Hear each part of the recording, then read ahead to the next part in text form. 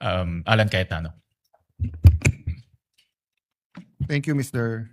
Senate President, His Excellency, Ambassador Endo Kasuya, dear colleagues. Proverbs 11:14 tells us, "For lack of guidance, a nation falls, but victory is won through many advisors." It is phenomenal how Japan rose from the ashes and the destruction of World War II.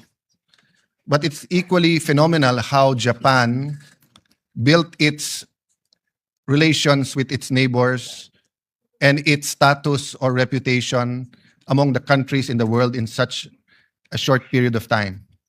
And while being a little bit sensitive, but being bold, Japan still has issues now and then with Korea and China when it comes to World War II. So it is also phenomenal how in such a short period of time, Filipinos and Japanese, or the Philippines and Japan, went from bitter enemies to people doing business together, through two preferred partners, and now enjoying a true brotherhood or sisterhood. So I remember, Your Excellency, that during the time of President Duterte, there are a couple of times that we were in Japan, and whether it was with the media or with businessmen, I would tell them very frankly that people my age and a little bit older, our grandparents, if you mention Japanese, they will really get mad. Because the horrors of World War II was still there, no? The cruelty suffered, the animosity, etc. No? Then when my dad was a, not young lawyer, but gitna na nung career niya, siguro 80s, di ba? 80s, mid-80s going to the 90s. You know, whether it's law firms, whether it's hotels, whether it's mining, transportation, preferred partners were the Japanese. Even in tourism. Diba? Whether you talk about Cebu, you talk about areas in Mindanao, Baguio, whether we had an official campaign or not, we really wanted to attract Japanese tourists. And during this time, slowly but surely, our development assistants and working with JBIC, JICA, their consultants, the studies that they graciously provided, was it the LRT or basta yung mga nauna natin mga trains, di ba, and everything sa airport. So we woke up one day where you have this intimate relationship.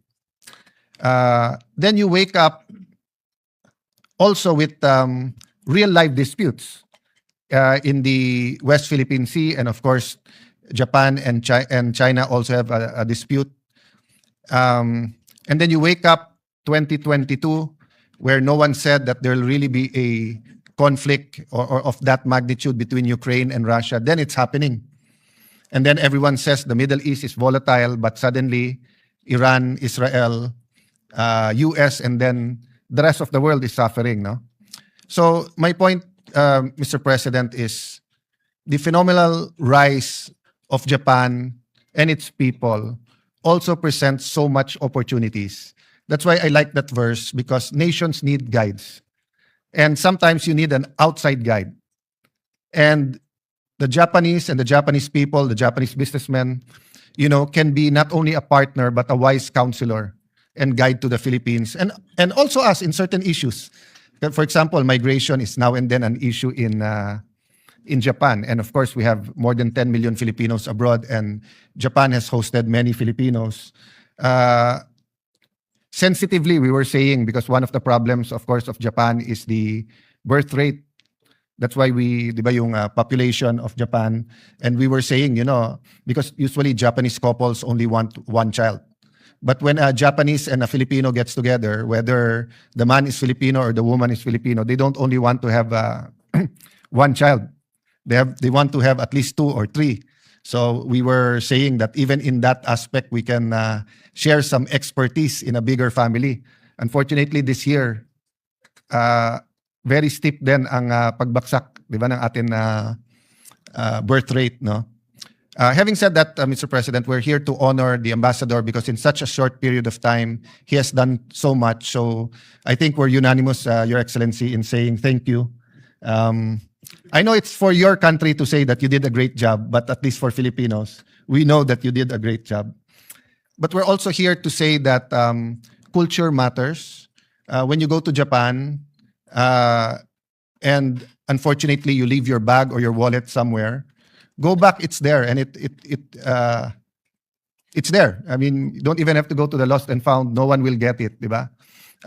Everyone, you go to a shop that you're not going to buy anything, and you say, where's the restroom? And there's no restroom there. They'll excuse themselves, go out the door, and walk with you for a while and point you where it is. No? So there's a lot of things to learn in terms of culture.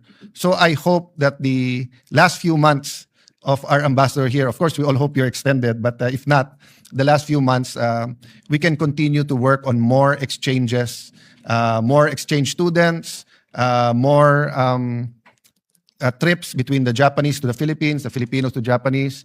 Not just projects. We will not cement a relationship literally by just infrastructure projects using cement, but we will cement the relationship by people-to-people exchanges. And of course, we have a very good ambassador also in Japan. Not sure about the husband, but the ambassador is a very good ambassador. And lastly, we honor the leaders of Japan that regardless of our foreign policy, regardless who our president is, they're there to help. They're there to build bridges. Medyo nainggit din ako sa ibang mga colleagues natin, especially kilala nila yung mga prime minister, defense minister, yung iba, may kilala sila mga artista ng Japan. Ako kasi ang kilala ko, si Pikachu, si Monkey D. Luffy, si Nami, Blastoise, si Psyduck, no? But I mentioned that just because, even in the cultural, artistic creations of Japan, may it be from Sanrio, Hello Kitty to the present, no? So for example, when it comes to Pokemon and One Piece, young people are learning accounting, are learning trading, are learning, sabi ng Pangulo sa SONA, mag-impok ang mga bata. But actually, the trend is not in saving, but investing. So, people learn by experience rather than being taught. So you want better peace and order, go to Japan.